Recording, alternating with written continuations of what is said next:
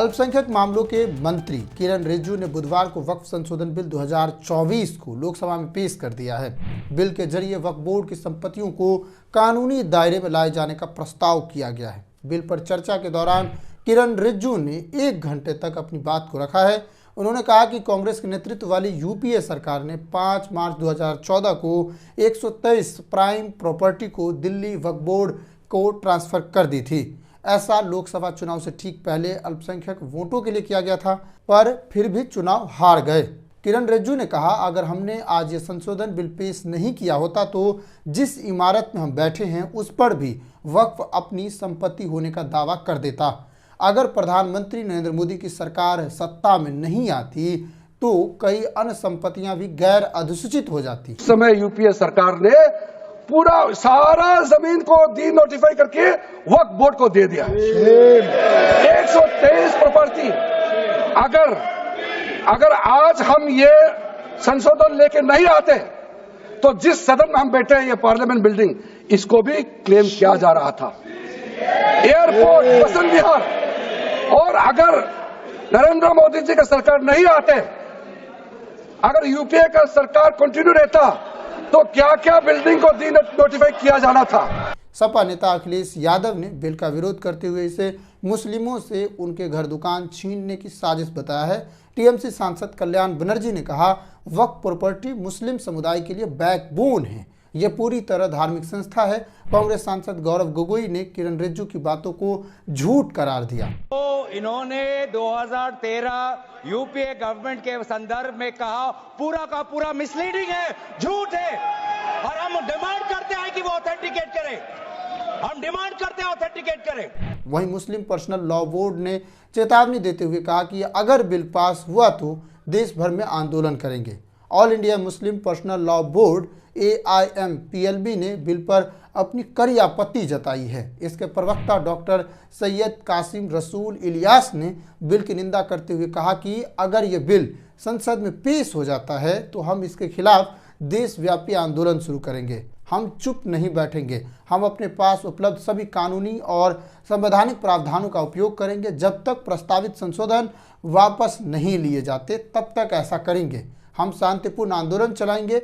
Bill भेदभावपूर्ण है और सांप्रदायिक रूपों से प्रेरित भी है। सत्ता पक्ष इस बिल को मुसलमानों के हितों में बता रही है, गरीबों के हितों में बता रही है, बच्चों और महिलाओं के हितों में बता रही है। वहीं विपक्ष की ओर से इसे वक्फ के लिए खतरा बताया जा रहा है। इसका कारण है वक्फ के कानून में किए जा रहे कुछ मूलभूत बदलाव। क्या है वक्फ संशोधन बिल, शुरू से समझिए। 1950 के दशक में वक्फ संपत्तियों की देखरेख के लिए कानूनी तौर पर एक संस्था बनाने की जरूरत महसूस हुई। इसके लिए 1954 में वक्फ एक्ट के नाम से कानून बनाकर सेंट्रल वक्फ काउंसिल का प्रावधान किया गया। 1 साल बाद यानी 1955 में इस कानून में बदलाव करके प्रत्येक राज्य में वक्फ बोर्ड बनाए जाने की शुरुआत हुई। इस वक्त देश भर में करीब 32 वक्फ बोर्ड है। ये वक्फ संपत्तियों का रजिस्ट्रेशन और रखरखाव का काम करती है। बिहार समेत कई प्रदेशों में जहां शिया और सुन्नी मुस्लिमों की आबादी ठीक ठाक है, मुस्लिमों के लिए वक्फ बोर्ड अलग से बनाया गया है। 1964 में पहली बार सेंट्रल वक्फ काउंसिल गठित हुई। 1954 और 1995 के वक्फ कानून में बदलाव करने के लिए केंद्र सरकार, जो आज की मोदी सरकार है, वो नए वक्फ संशोधन बिल 2024 लेकर आई है। अब समझते हैं वक्फ बिल 2024 में किए जा रहे कुछ मूलभूत बदलावों के बारे में, ताकि ये समझ में आए कि विरोध क्यों हो रहा है इस बिल की पूरे देश भर में। नए कानून में पहला बड़ा बदलाव वक्फ बोर्ड की संरचना और प्रतिनिधित्व में किया गया है। पुराने कानून यानी वक्फ अधिनियम 1995 के अनुसार राज्य वक्फ बोर्ड और केंद्रीय वक्फ बोर्ड परिषद में सदस्यों का चयन मुस्लिम समुदाय से ही किया जाता था। वहीं इस कानून के तहत महिलाओं का प्रतिनिधित्व वैकल्पिक था, जिसके कारण महिलाओं की भागीदारी नहीं हो पाती थी। लेकिन नए कानून में इस संरचना को पूरी तरह बदल दिया गया है। वक्फ बिल 2024 के अनुसार गैर मुस्लिम सदस्यों की अनिवार्यता कर दी गई है। इसके अनुसार प्रत्येक राज्य वक्फ बोर्ड और केंद्रीय परिषद में 2 गैर मुस्लिम सदस्यों को शामिल करना अनिवार्य कर दिया गया है। इसका तर्क ये है कि इससे समावेशिता बढ़ेगी, लेकिन आलोचकों का मानना है कि यह मुस्लिम धार्मिक मामलों में बाहरी हस्तक्षेप को बढ़ावा देता है। वहीं इस नए कानून में 2 महिला सदस्यों की नियुक्ति की अनिवार्यता भी कर दी गई है। इसके पीछे तर्क ये है कि इससे लैंगिक समानता को बढ़ावा मिलेगा। साथ ही नए कानून में शिया, सुन्नी, पिछड़े वर्गों और बोहरा आगा खानी समुदाय के लिए अलग से प्रतिनिधित्व देने का प्रावधान भी किया गया है। इस तरह इस पुराने कानून के विपरीत नए कानून में वक्फ बोर्ड की संरचना को पूरी तरह बदल दिया गया है। इस नए संरचना पर विवाद इसलिए है क्योंकि इसमें गैर मुस्लिम सदस्यों की अनिवार्यता को लागू किया गया है। यहाँ से तर्क ये दिया जा रहा है कि यह धार्मिक स्वतंत्रता के अधिकार का उल्लंघन करता है, जिसमें अनुच्छेद 25 और 26 के आधार माना जा रहा है। नए कानून में दूसरा बड़ा बदलाव वक्फ के संपत्तियों को लेकर किया गया है। पुराने कानून के अनुसार वक्फ के पास वक्फ बाय यूज का सिद्धांत है, जिसके अनुसार अगर कोई स्थल इस्लामिक कार्यों के लिए लंबे समय तक उपयोग में लाए जाते हैं तो वह अपने आप वक्फ की संपत्ति हो जाएगा। इस सिद्धांत का प्रभाव बहुत व्यापक था। इसके अनुसार वक्फ बोर्ड किसी जमीन को बिना दस्तावेज के भी वक्फ का घोषित कर सकता था, लेकिन अब नए कानून में जमीन के सत्यापन को अनिवार्य कर दिया गया है। अब वक्फ बोर्ड उसी संपत्ति पर अपना दावा कर सकती है जिसका वक्फनामा बना हुआ है, यानी उस जमीन का दस्तावेज पहले से हासिल है। इस प्रावधान को पहले से लागू किया गया है। अगर किसी मस्जिद पर वक्फ बोर्ड अपना दावा करता है लेकिन उसके पास वक्फनामा नहीं है तो वह जमीन वक्फ का नहीं होगा। आगे से वक्फ बोर्ड के पास यह अधिकार नहीं होगा कि वह बिना कागज वाले जमीन या स्मारक को अपनी संपत्ति घोषित कर पाए। नए कानून के तहत सरकारी जमीन को वक्फ से बाहर रखा गया है, यानी इस पर कब्जा नहीं बताया जा सकता है। यहाँ पर संपत्ति का निर्धारण करने का अधिकार कलेक्टर को दिया गया है, जबकि यह अधिकार पुराने कानून के तहत वक्फ बोर्ड के पास ही था। इस तरह ये भी एक आमूल परिवर्तन है। अब इस नए प्रावधान से कई मस्जिद, दरगाह और कब्रिस्तान वक्फ की मान्यता को खो देगा, जिसके पास दस्तावेज पहले से मौजूद नहीं है। वहीं सत्यापन की प्रक्रिया को सकारात्मक पहलू के रूप में देखा जा रहा है। दावा है कि इससे संपत्ति के सदुपयोग और हो सकेगा दुरुपयोग पर अंकुश लगेगा। नए कानून में तीसरा बड़ा बदलाव वक्फ के न्यायिक शक्तियों में किया गया है। पुराने कानून के तहत वक्फ ट्रिब्यूनल के फैसले को अंतिम फैसला माना जाता था। ट्रिब्यूनल के इस फैसले को किसी भी न्यायालय में चुनौती नहीं दी जा सकती थी, ऐसा कहा जाता है। लेकिन अब नए कानून में वक्फ ट्रिब्यूनल के फैसले को 90 दिनों के भीतर उच्च न्यायालय में चैलेंज भी किया जा सकता है, यानी अपील किया जा सकता है। इस प्रावधान को लाते हुए सरकार ने कहा कि इससे पारदर्शिता और बढ़ेगी। साथ ही वक्फ ट्रिब्यूनल के पैनल में भी बदलाव किया गया है। अब तक मुस्लिम कानूनों के विशेषज्ञ इसमें शामिल होते थे, लेकिन अब इसके जगह जिला न्यायाधीश और राज्य सचिव को भी शामिल किया जाएगा। अब नए कानून से सवाल उठता है कि मुस्लिम कानून विशेषज्ञों को हटाने से धार्मिक विवादों को निपटारे में जटिलता आ सकती है, और यहाँ से विपक्ष कह रहा है कि इस्लामिक न्याय शास्त्र का अनदेखा किया जा रहा है।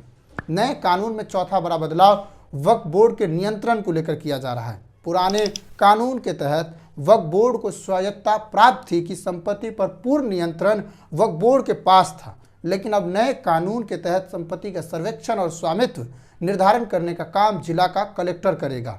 अगर कलेक्टर को यह फैसला करने का अधिकार होगा कि संपत्ति का निर्धारण और सर्वेक्षण कैसे होगा, इसका मतलब है कि केंद्र के नियंत्रण में इस अधिकार को ले लिया गया कि अब तक वक्फ बोर्ड के पास ही था। इस प्रावधान से वक्फ बोर्ड की स्वायत्तता कमजोर हो सकती है और सरकारी हस्तक्षेप को बढ़ावा मिल सकता है। इस तरह वक्फ के नए कानून में 4 मूलभूत बदलाव किए गए हैं, जो पुराने कानून के लगभग बिल्कुल उलट है। नए कानून के कुछ प्रावधानों जैसे महिलाओं की भागीदारी और संपत्तियों के सत्यापन को लेकर मुस्लिम समुदाय में भी सहमति है। वहीं इसके अलावा सभी प्रावधानों पर असहमति है, जिसमें मूल स्ट्रक्चर में भी बदलाव किया गया है। विपक्ष की ओर से नए कानून से संविधान के अनुच्छेद 14 यानी समानता, 25 यानी धार्मिक स्वतंत्रता और यानी 26 यानी धार्मिक संस्थाओं का प्रबंधन और इसका रखरखाव कहा जा रहा है कि इन तीनों अनुच्छेदों का उल्लंघन है। अब बात करते हैं इस बिल के विरोध में सपा अध्यक्ष अखिलेश यादव ने लोकसभा में क्या कहा, इसे समझते हैं। अखिलेश यादव ने कहा, बीजेपी अपनी नाकामी को छुपाने के लिए यह बिल लेकर आई है। आपको बता दें कि इससे पहले कांग्रेस पार्टी और सभी इंडिया गठबंधन के दलों ने मिलकर आपसी बैठक की, ये लोकसभा चुनाव के बाद पहली बैठक थी जिसमें इंडिया गठबंधन ने एक साथ आकर वक्फ बिल में को लेकर कैसे विरोध करना है, इसकी चर्चा कैसे की जानी है, इसको लेकर बैठक की और इसके बाद अपनी अपनी बात को लेकर संसद में बैठने की तैयारी की है। अखिलेश यादव ने अपनी आज पहली टिप्पणी करी है, बहुत लंबी टिप्पणी है, इस पर हम बात करते हैं। साथ ही अन्य विपक्षी दलों जिसमें डीएमके, कांग्रेस और आरजेडी, इन दलों ने भी इनका पुरजोर विरोध किया है।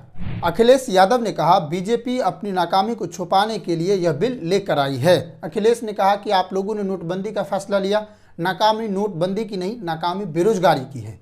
किसानों की आय दोगुनी नहीं कर पाए, गंगा यमुना साफ हो गई, गोद लिए हुए गाँवों की क्या दुर्दशा है। नाकामी का पर्दा इस बार वक्फ बिल बना है जिसके लिए फैसला होना है, यानी मुसलमानों के लिए फैसला होना है, लेकिन उसकी बातों को अहमियत नहीं दी जा रही है। ये सरासर नाइंसाफ़ी है। ये बात अखिलेश यादव ने लोकसभा में कहा है। अखिलेश ने आगे कहा भाजपा जब भी बिल लाती है नाकामी छिपाती है।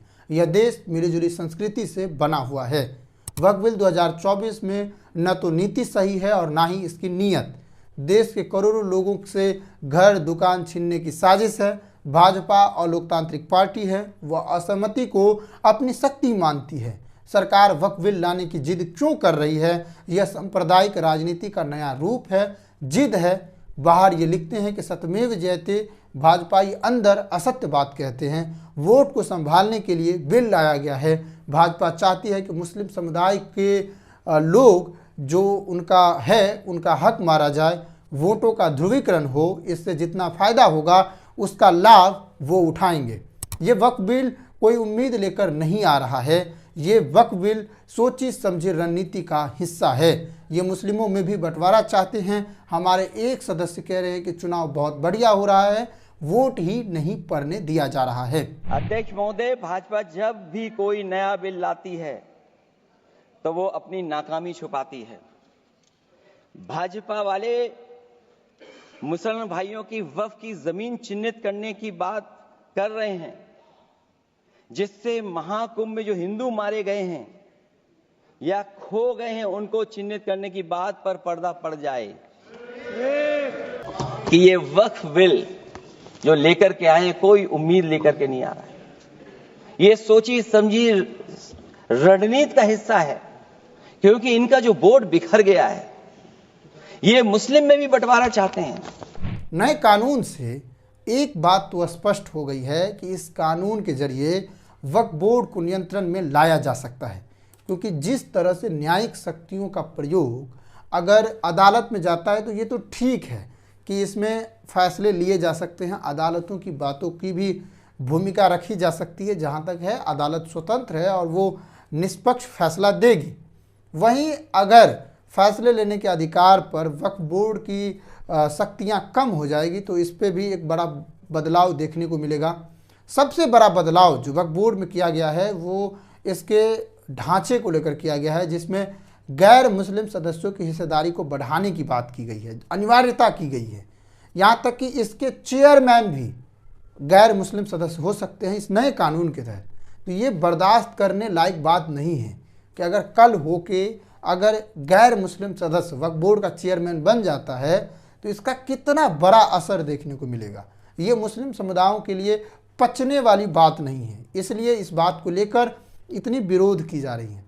साथ ही एक और बात, पहले वक्फ संपत्तियों का निर्धारण करने का अधिकार सिर्फ वक्फ बोर्ड के पास था, लेकिन अब जिला कलेक्टरों को भी दिया जा रहा है। इससे केंद्र सरकार का नियंत्रण वहाँ पर बढ़ने की संभावना ज़्यादा हो जाती है। उनके फैसले को, यानी जिला कलेक्टर के फैसले को अहमियत दी जाएगी। इससे भी उनके फैसलों पर काफ़ी असर पड़ेगा। इस कानून से वक्फ की संपत्तियों में कमी आ सकती है, वक्फ के अधिकार सीमित हो सकती है। दूरगामी असर इसका नकारात्मक हो सकता है, क्योंकि आने वाले समय में कानून में ज़्यादा उदार बदलाव किए जा सकते हैं। इससे वक्फ की संपत्तियों को नुकसान पहुंचेगा। वहीं सरकारी नियंत्रण से प्रभाव बढ़ने की आशंका और ज़्यादा है। आपसे अब सादर अनुरोध है कि आप लोग चैनल को सब्सक्राइब कर लीजिए और अगले वीडियो में हम और डिटेल से बात करेंगे अन्य चीज़ों पर, ताकि और बात समझ में आए वक्फ बोर्ड से रिलेटेड और नए विवाद से रिलेटेड। तब तक आप, हमें लगता है कि सारी पहलुओं को समझने की कोशिश किए होंगे। अब कोई समस्या हो आपको तो आप कमेंट करके बताइए। नमस्कार, मिलते हैं अगले वीडियो में। जय हिंद।